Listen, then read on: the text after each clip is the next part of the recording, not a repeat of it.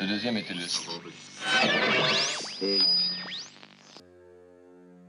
Le socialisme est-il mort? Les partis issus de la gauche historique se sont effondrés au premier tour de la présidentielle. Mais le socialisme est-il mort pour autant? Par Jean-Nouma Ducange, Université de Rouen-Normandie. Le socialisme semble à l'agonie.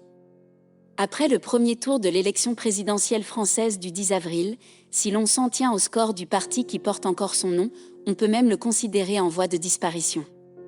Et le faible score du Parti communiste français semble conforter la marginalisation des courants issus du socialisme historique. Ce socialisme historique, Jean-Luc Mélenchon s'en réclamait lorsqu'il a quitté le Parti socialiste en 2008 pour fonder le Parti de gauche. Il a ensuite pris radicalement ses distances avec le clivage gauche-droite et l'adjectif socialiste en fondant la France insoumise en 2016. Jean-Luc Mélenchon et ses proches théorisent alors sa disparition, seul importe désormais le clivage populiste entre élite et peuple.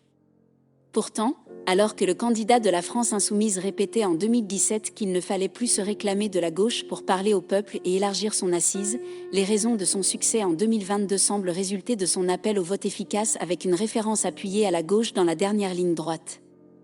Le référent de gauche a refait ainsi spectaculairement surface chez ceux qui le conspuaient encore quelques mois plus tôt. La gauche existerait-elle finalement, même affaiblie? Nous faisons le pari que le socialisme et ses héritages, même lorsqu'il est nommé autrement, constituent l'envers du capitalisme.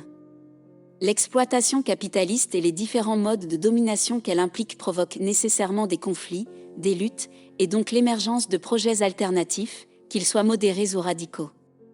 En ce sens continuera à exister un socialisme, plus ou moins nourri des expériences passées, porté par des courants politiques divers, tant que le capitalisme existera. C'est une des thèses centrales qui traverse notre ouvrage collectif, co-dirigé avec Stéphanie Rosa et Razmig Kecheyan, Histoire globale des socialismes. Mais comment expliquer un tel effondrement du socialisme sous la forme du parti qui porte son nom?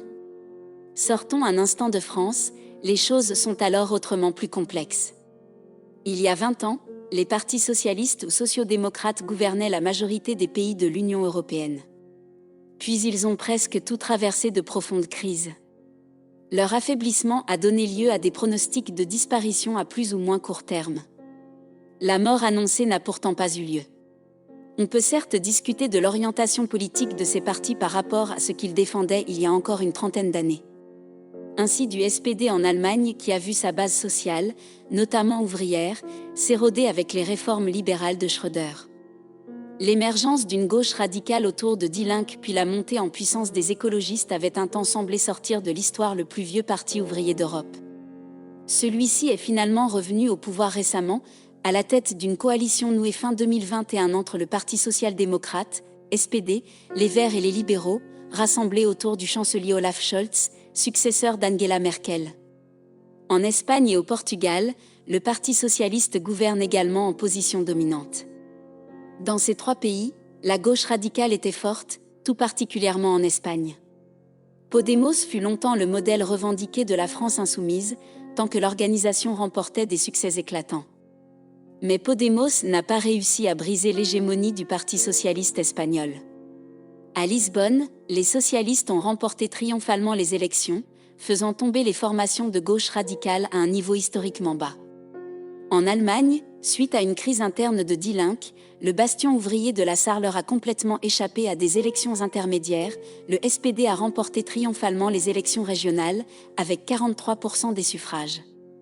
Enfin, si le Parti travailliste britannique est largement en crise, il est loin d'avoir atteint à des élections nationales des scores aussi bas que son alter ego en France. Ajoutons que l'adjectif socialiste lui-même peut connaître des fortunes étonnantes comme aux États-Unis où, quasiment tabou depuis la guerre froide, il est devenu à la mode dans l'aile gauche des démocrates autour de Bernie Sanders depuis une dizaine d'années. Le socialisme existe donc encore. Dans ce contexte, l'élection présidentielle française fait presque figure d'anomalie. La différence clé, même si elle n'explique pas tout, réside dans un mode de scrutin très particulier. L'élection présidentielle favorise à l'extrême la personnalisation, bien plus que dans la quasi-totalité des autres pays du continent.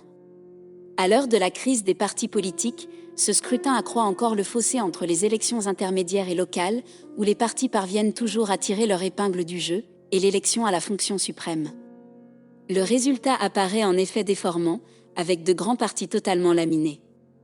À gauche, il est frappant de constater que, depuis 2017, LFI n'a réussi nulle part à s'imposer, à aucune élection intermédiaire locale, même lorsqu'il y avait une portée nationale comme aux élections européennes. Qui plus est, l'organisation a été traversée par des crises fortes, a changé de paradigme sur des questions essentielles, notamment sur la laïcité, à distance de la campagne de 2017. Parallèlement, là où LFI a pu obtenir des élus et un score honorable, comme aux élections régionales en Île-de-France, on constate qu'il s'agit d'une très classique union de la gauche qui lui a permis d'avoir des élus.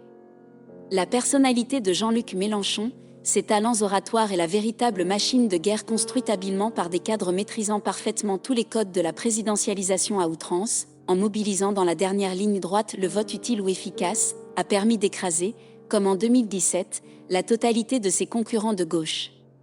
Cela donne l'impression, et la probable illusion, que vient de se former un bloc populaire puissant.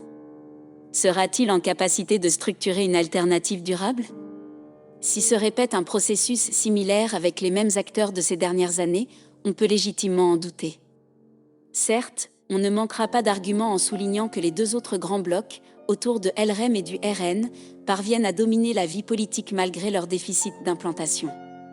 Mais la comparaison trouve vite ses limites, car le libéralisme politique et élitiste d'un Macron n'a pas besoin d'une importante base militante pour s'imposer, à la différence de la gauche et des formations issues des idéaux du mouvement ouvrier. Défendre les dominés implique une structure pérenne et démocratique pour pouvoir s'affronter aux puissants. Une gauche devient forte lorsqu'elle a acquis une implantation, qu'elle a mené une guerre de position durable.